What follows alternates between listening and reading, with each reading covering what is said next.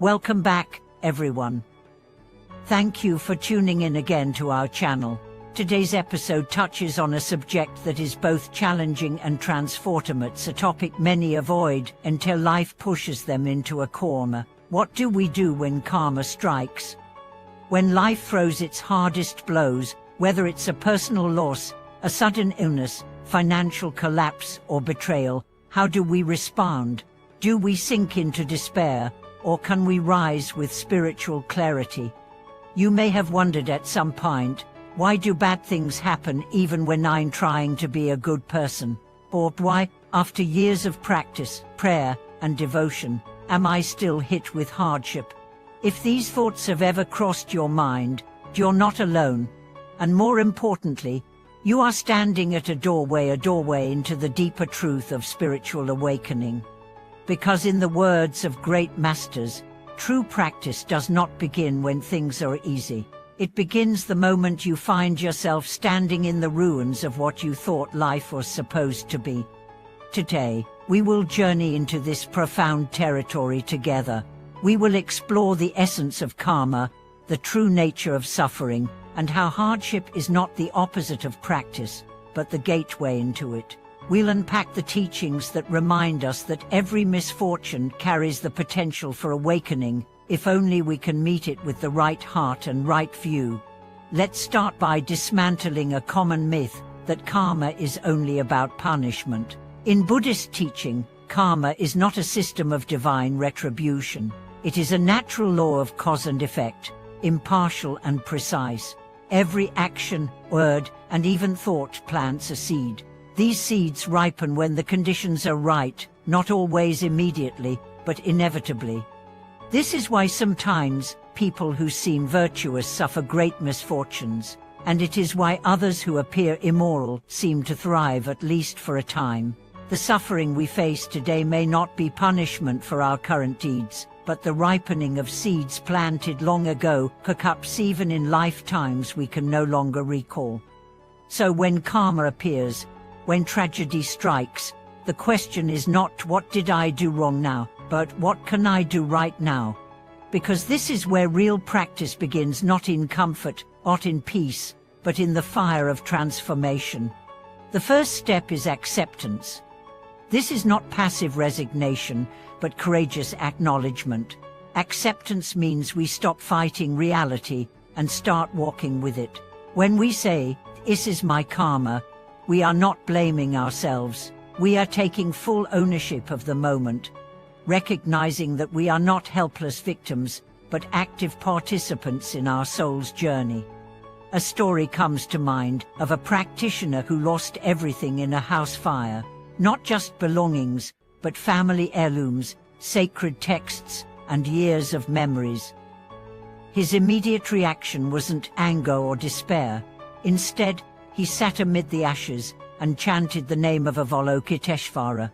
He later said, "The fire took what I thought I owned, but it gave me a chance to know what cannot be burned: my vows, my practice, my heart."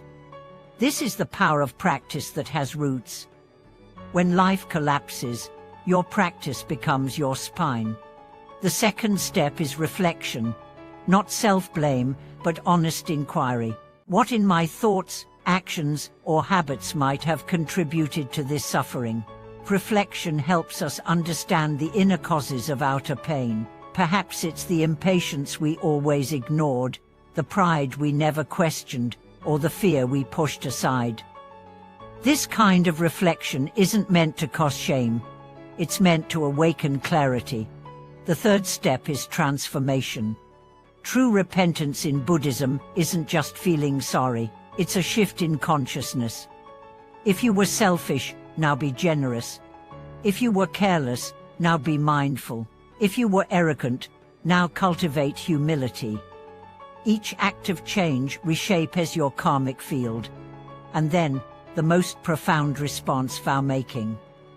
When pain pierces your heart, let it carve space for a new vow.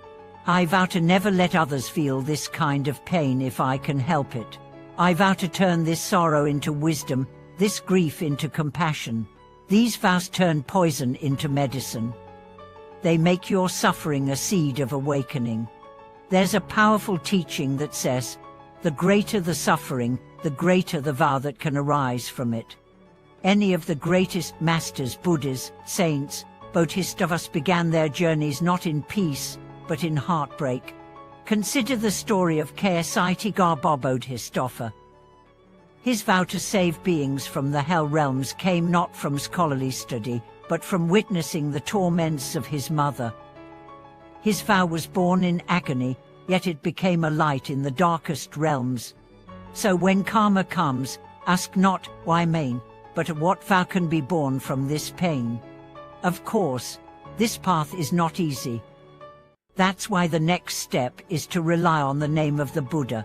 When the burden is too great, when the mind is overwhelmed, we take refuge in the name, in the light, in the vow of Amida, in the compassion of Avalokitesvara.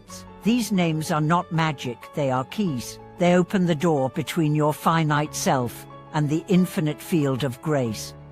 When you chant Namo Amitufo or Namo Guanxi in PUSA, you're not just reciting syllables. You're tuning your heart to the frequency of awakening. You're reminding yourself, I am not alone, I am held, I am capable of transformation. So many people have faced impossible pain and found peace through these names. A mother whose child died in an accident. A man who was betrayed by his closest friends. A woman who lost her job, her savings, and her health within a year. Each of them, at the darkest hour, turned to practice not to escape, but to endure and transform. And slowly, their lives began to change. Not always with miracles, but with inner strength, with the return of trust, with a new purpose. If you are in such a moment now, let this message reach your heart. This is not the end. This is the beginning. The beginning of real practice. The kind that doesn't just chant but lives the chant. The kind that doesn't just seek light but becomes it. Remember, every master was once a beginner. Every awakened one was once in despair. The difference is, they used their suffering to grow, not to shrink. So ask yourself today, how can I turn this pain into power? How can I use this karma as a ladder, not a prison? What vow is waiting to be born in me? Thank you so much for watching this video.